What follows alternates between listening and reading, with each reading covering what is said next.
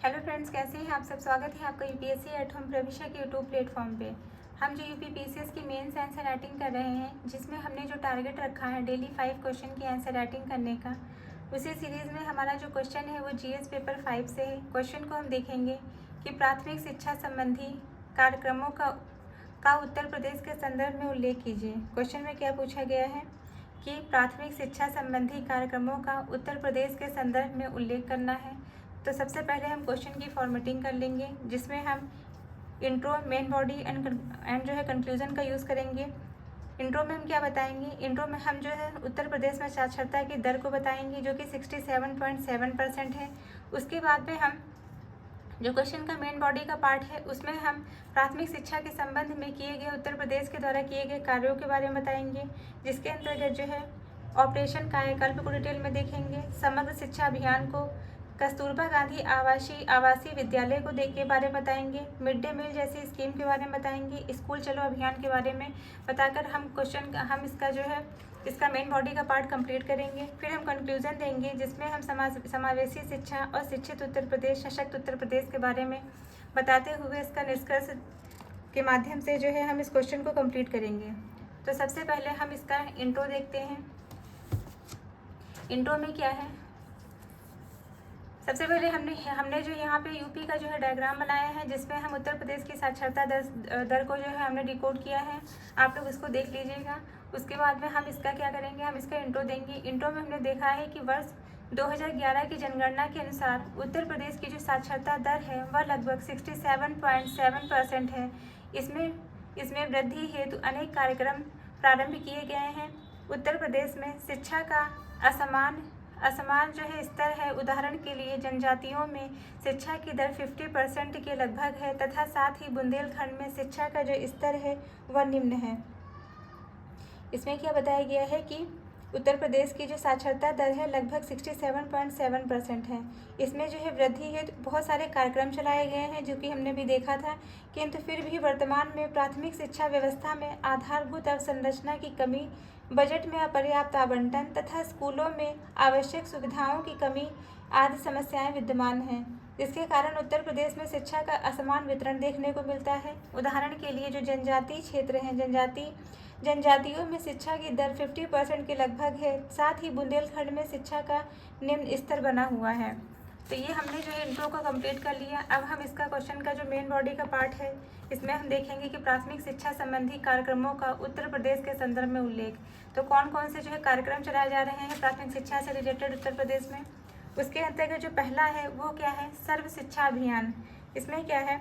सर्व शिक्षा अभियान भारत सरकार के द्वारा प्राथमिक शिक्षा को सार्वभौमिक बनाने के लिए स्टार्ट किया गया। यह एक प्रमुख कार्यक्रम है। इसका जो मोटिव है वो क्या है? 6 वर्ष से 14 वर्ष के बच्चों को समयबद्ध तरीके से मुफ्त और अनिवार्य शिक्षा प्रदान करना, जैसा कि कॉन्स्टिट्यूशन के 86 अमेंडमेंट में बताया गया है। फिर नेक्स्ट क्या है? Graded learning programme.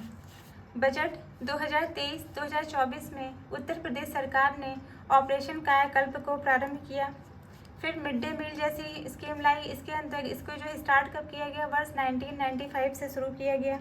Mid day meal मतलब माध्याह्न भोजन योजना, मिड डे मील स्कीम, जिसे अब पीएम पोषण के नाम से जाना जाता है, इसका नाम चेंज कर दिया गया है।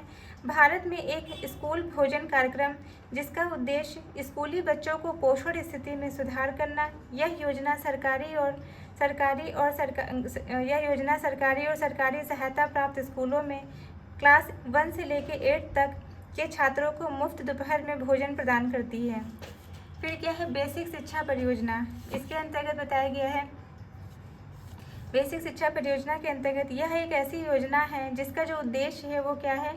प्रारंभिक शिक्षा को सुलभ और बेहतर बनाना। यह उत्तर प्रदेश सरकार के द्वारा शुरू की गई थी, जिसका जो मुख्य लक्ष्य है वह राज्य के सभी बच्चों को गुणवत्ता युक्त शिक्षा उपलब्ध कराना। 1993 में इसकी शुरुआत हुई। इस परियोजना ने 17 जिले को शामिल किया था।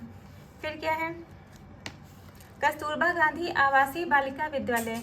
इसकी जो स्टार्टिंग कब की गई है? वर्ष 2006 से लेकर 2007 में इसकी स्टार्टिंग की गई है। इसके अंतर्गत इन विद्यालयों में SC, ST और अल्पसंख्यक और पिछड़ा वर्ग की बालिकाओं को तथा गरीबी रेखा के नीचे जीवन यापन करने वाले परिवारों की बालिकाओं को 25% तक प्रवेश दिए जाने के प्रावधान किए गए हैं। फिर क्या है ऑपरेशन ब्लैक बोर्ड। इसके अंतर्गत ऑपरेशन ब्लैक बोर्ड में क्या है, प्राथमिक स्कूलों के लिए बेसिक इंफ्रास्ट्रक्चर की आपूर्ति करने के उद्देश्य से भारत सरकार की एक पहल है ऑपरेशन ब्लैक बोर्ड।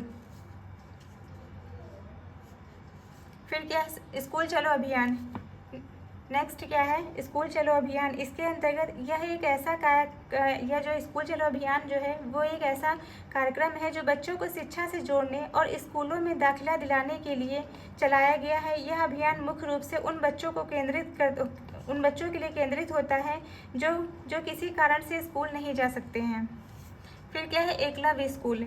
इसके अंतर्गत जो है एकलव्य जो मॉडल है वह एकलव्य मॉडल आवासीय विद्यालय भारत सरकार के जनजातीय मामलों में मंत्रालय द्वारा संचालित एक सरकारी योजना है जो विशेष रूप से अनुसूचित जनजाति के बच्चों को गुणवत्तापूर्ण शिक्षा प्रदान करने के लिए स्थापित किया गया है।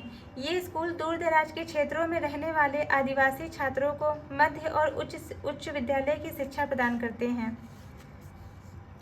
नेक्स्ट है नई शिक्षा नीति 2020 शिक्षा के सार्वभौमिकरण के लक्ष्य से संबंधित है। तो ये हमारा जो क्वेश्चन का जो मेन बॉडी का पार्ट था कि प्राथमिक शिक्षा संबंधी कार्यक्रमों का उत्तर प्रदेश के संदर्भ में जो उल्लेख करना था उसको हमने डिटेल से देख लिया है कि कौन कौन से ऐसे जो है स्कीम चलाई गई हैं। अब इसका कंक्लूजन देखेंगे कि उत्तर प्रदेश में सार्वभौमिकरण व समावेशी शिक्षा के हेतु उपयुक्त कार्यक्रमों को कार्यान्वित किया गया है। साथ ही आंगनबाड़ी में प्री नर्सरी शिक्षा व संस्कारों को विकसित करने हेतु कल्प योजना, शिक्षकों के लिए शिक्षा मित्र योजना, निःशुल्क पाठ्य पुस्तक व यूनिफॉर्म प्रदान किया जा रहा है। किंतु श्रावस्ती, बलरामपुर, बहराइच इत्यादि क्षेत्रों में साक्षरता दर निम्न है तथा स्कूलों की स्थिति भी कमज़ोर है। तो ये हमारा जो है क्वेश्चन कंप्लीट होता है जो कि हमने जीएस पेपर 5 से लिया था। आप लोगों को ये हमारी सीरीज जो चल रही है मेंस की कैसी लग रही है हमारे कमेंट सेक्शन में ज़रूर बताइए। ऐसे ही पढ़ते रहिए, लाइफ में आगे बढ़ते रहिए, यूपीएससी एट होम प्रविशा के साथ में मेंस आंसर राइटिंग करते रहिए। Thank you.